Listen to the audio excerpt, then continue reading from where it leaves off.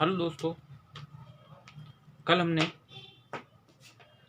पढ़ा था कि 24 जनवरी 1950 को दो कार्य किए थे। एक कार्य क्या गया था कि जो अंतिम बैठक हुई थी उसमें 284 सदस्यों ने भाग लिया और संविधान पर हस्ताक्षर किए। ये बात प्रथम बात। दूसरी बात है डॉक्टर राजेंद्र प्रसाद को भारत का प्रथम राष्ट्रपति निर्वाचित किया गया। ये दो बातें ठीक है। तो ये दो बातें जो कल हमने लास्ट में पढ़ी थी। अब इसके बाद में ठीक है, अब इसके बाद में ये तो कल की बात है।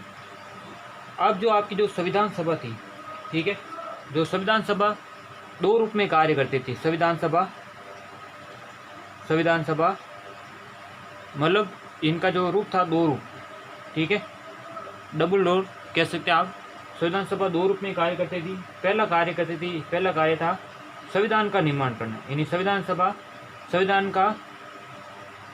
कार्य था संविधान का निर्माण करना। ठीक है, चलो अच्छी बात है संविधान का निर्माण करना, परंतु आपको देश को भी चलाना है तो दूसरा कार्य करती थी संसद के रूप में कार्य करना। ठीक है, तो ये बात ध्यान रखना। जो संविधान सभा थी दो रूप में कार्य करती थी, संविधान का निर्माण करना और संसद के रूप में कार्य करना। यानी ये कह सकते हैं कि आधे, यानी आप अगर 12 घंटे का टाइम होता तो 6 घंटे संविधान का निर्माण करने में समय लगता और 6 घंटे संसद के रूप में कार्य करता। अब जो भी ये कार्य होता था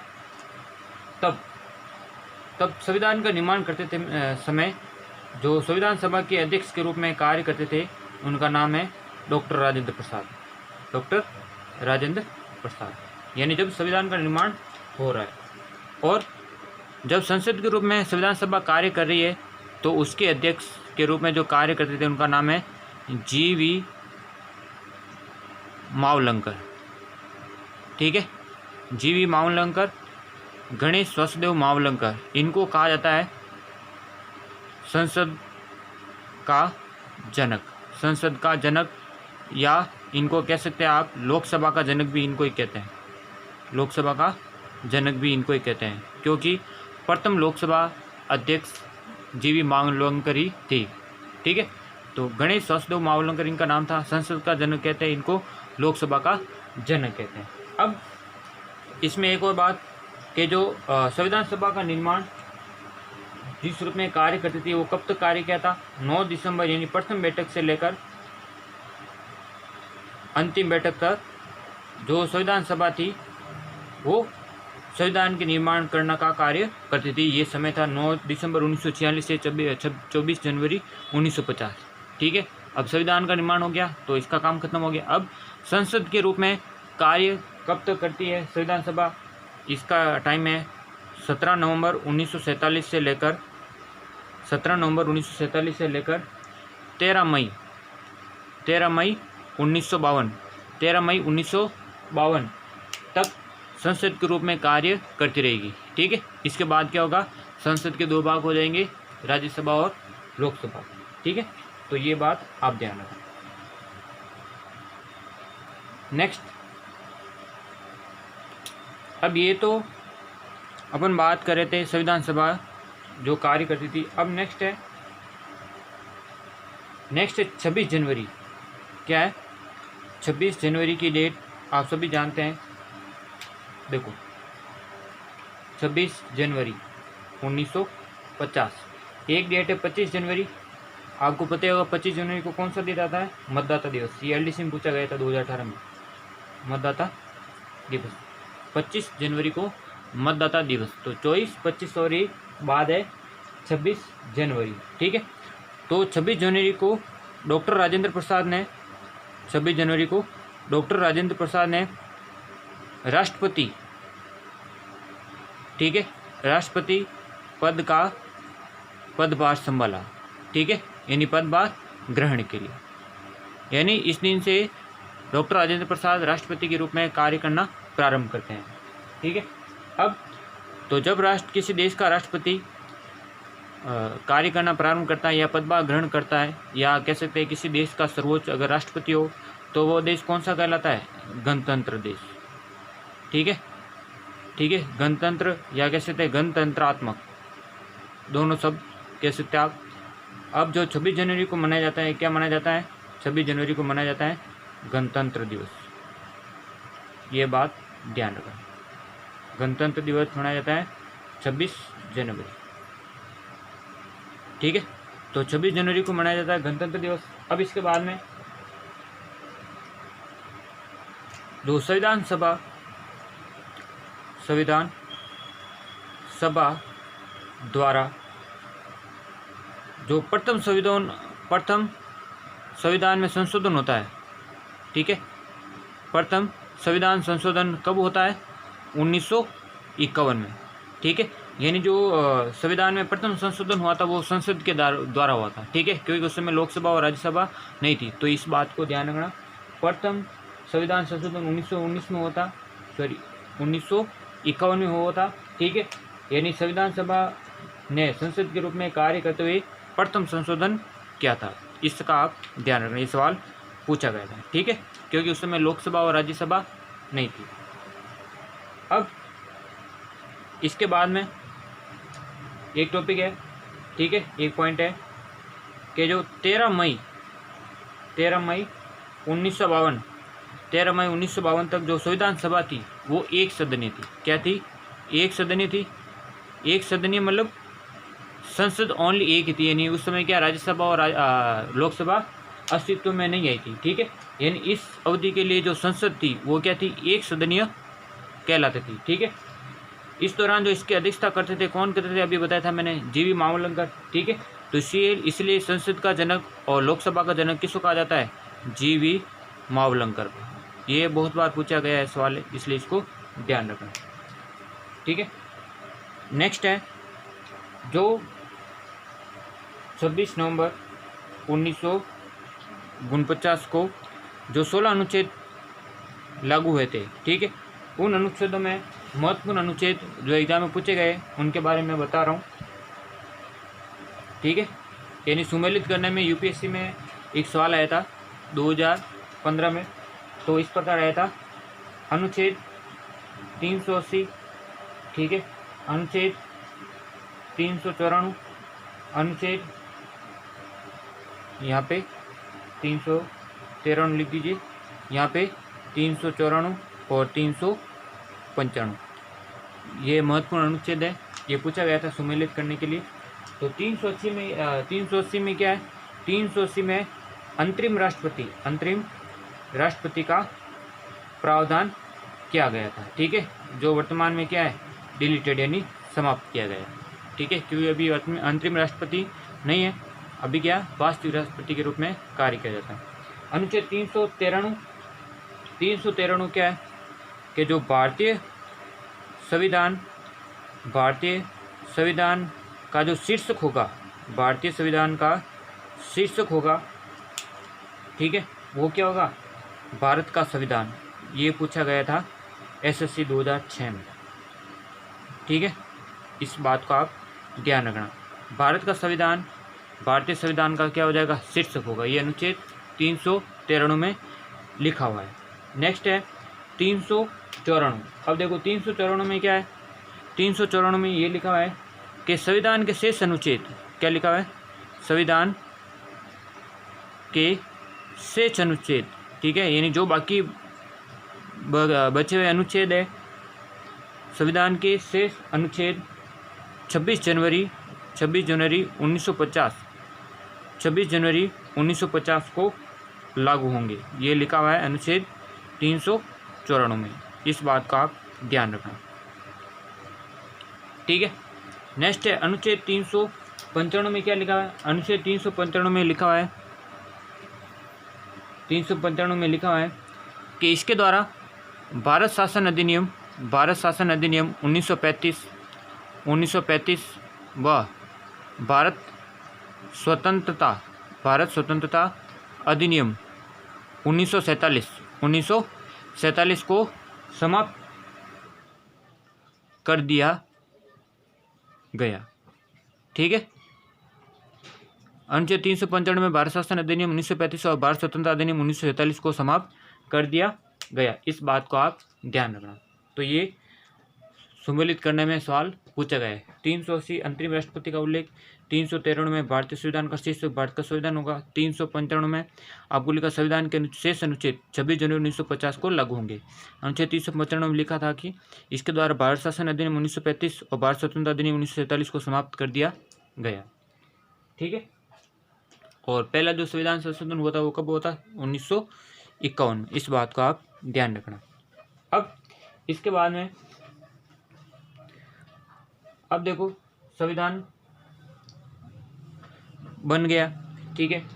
तो जो लोगों ने कथन कहा था, ठीक है, संविधान सभा के बारे में, तो सबसे पहले कथन संविधान सभा के बारे में देखते हैं अपन। संविधान सभा के लिए जो कथन, ठीक है, संविधान सभा के बारे में कथन देखो, संविधान सभा के बारे में या संविधान के बारे में कथन। पहला कथन इंग्लैंड के जो प्रधानमंत्री रह चुके हैं विंस्टन चर्चिल। ठीक है। जो जब संविधान सभा का निर्माण हुआ था तब ये ब्रिटेन के पीएम थे।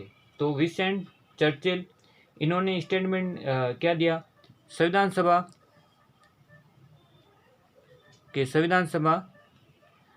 सभा को एक जाति की संस्था कहा। ठीक है। यानी विंस्टन चर्चिल ने क्या कहा कि संविधान सभा एक जाति की संस्था है। ठीक है। दूसरा स्टेटमेंट है लॉर्ड साइमन ने क्या कथन कहा कि संविधान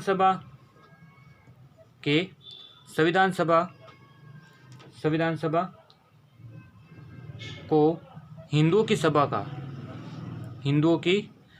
का, क्योंकि इसमें अधिकतर कौन है? हिंदू थे, तो ये हिंदुओं की सभा या संस्था का। तो ये एक जाति की जो संस्था है, एक जाति की संस्था विंस्टन चर्चिल ने, और हिंदुओं की संस्था कहा था लॉर्ड साइमन ने। ठीक है।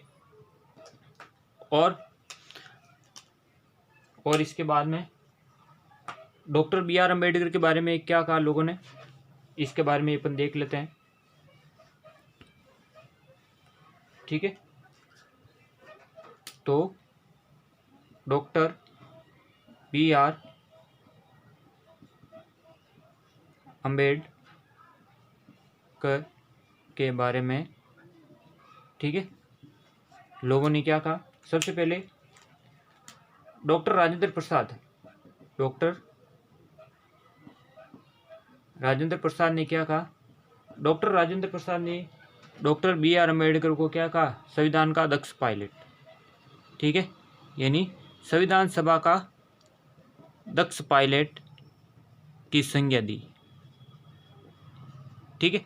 यानी इन्होंने कहा जैसे किसी जहाज को चलाने के लिए एक पायलट की आवश्यकता होती है, उसी प्रकार संविधान का निर्माण करने के लिए दक्ष पायलट के रूप में डॉक्टर बी.आर. अम्बेडकर ने कार्य किया है। इसका बात आपको ध्यान रखना। दूसरा कथन के.वी. राव। ठीक है। के.वी. राव ने डॉक्टर बी.आर. अम्बेडकर के बारे में एक कथन कहा है कि ये केवल संविधान के जनक ही नहीं, बल्कि जननी भी यही है। यानी इन्होंने कहा संविधान का जनक और जननी दोनों कौन है? बी.आर. अम्बेडकर। तो संविधान के जनक और जननी की संज्ञा दी थी डॉक्टर बी.आर. अम्बेडकर को किसने? के.वी. राव ने। ठीक है। इसके बाद में और डॉक्टर बी.आर. अम्बेडकर को क्या कहा जाता है? Doctor B R. अम्बेडकर को आधुनिक भारत का मनु कहा जाता है। आधुनिक भारत का मनु। ठीक है। आधुनिक भारत का मनु किससे कहा जाता है? Doctor B R. अम्बेडकर। तो ये बातें ध्यान रखना। अब इसके बाद में एक इतिहासकार थे जिनका नाम था ग्रेनविल ऑस्टिन। क्या नाम था? Granville Austin. नाम बता रहा हूँ मैं। ठीक है। नाम है ग्रेनविल ऑस्टिन, ठीक है। ये अमेरिकन इतिहासकार थे, ठीक है, अमेरिकन इतिहासकार थे। इनके बारे में आप ध्यान रखें, ग्रेनविल ऑस्टिन, ठीक है। इनकी 2 पुस्तकें बहुत फेमस है। पहली बुक है, ठीक है, इन बुकों का नाम आप इंग्लिश में ध्यान रखना क्योंकि इंग्लिश में ज़्यादा बार पूछे गए हैं। पहली बुक है इंडियन कॉन्स्टिट्यूशन,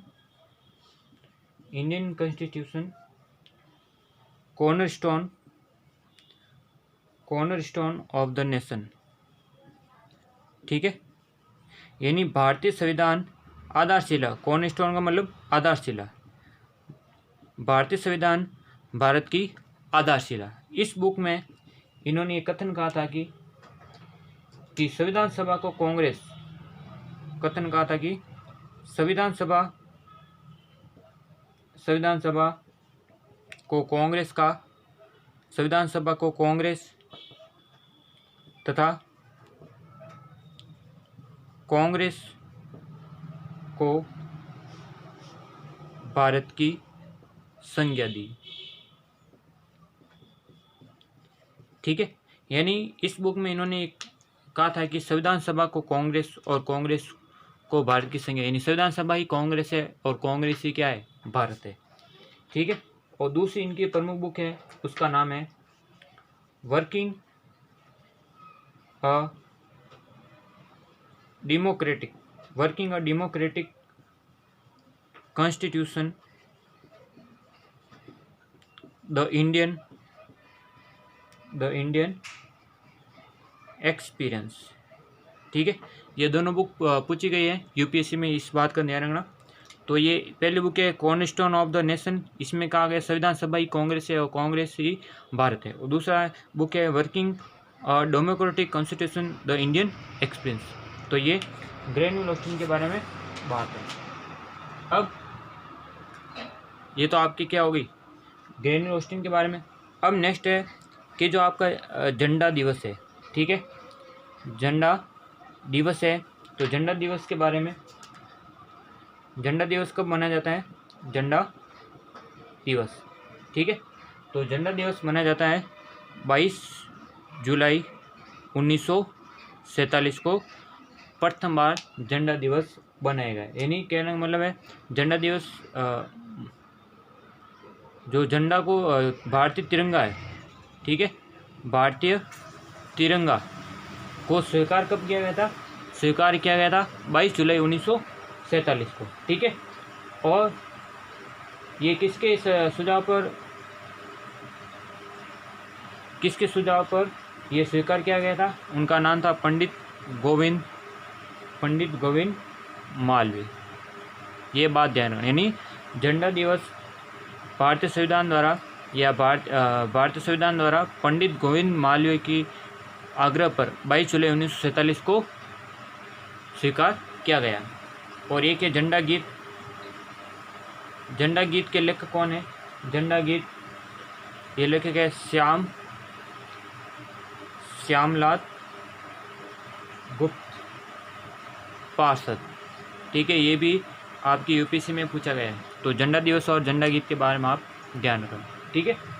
अब देखो कल अपन क्या पढ़ेंगे, कल अपन पढ़ेंगे, बता देता हूँ मैं आपको, कल अपन पढ़ेंगे कि जो आपके भारत आज़ाद होने के बाद स्वतंत्र भारत का प्रथम कैबिनेट मंत्रिमंडल में सदस्य कौन थे और उनको कौन सा विभाग मिला, ठीक है। और दूसरा है संविधान सभा की महत्वपूर्ण कार्य समितियाँ, ठीक है, उनके बारे में अपन कल पढ़ेंगे। अगर वीडियो अच्छा लगे तो इसको लाइक कीजिए और ज़्यादा से ज़्यादा शेयर कीजिए। आज के लिए धन्यवाद।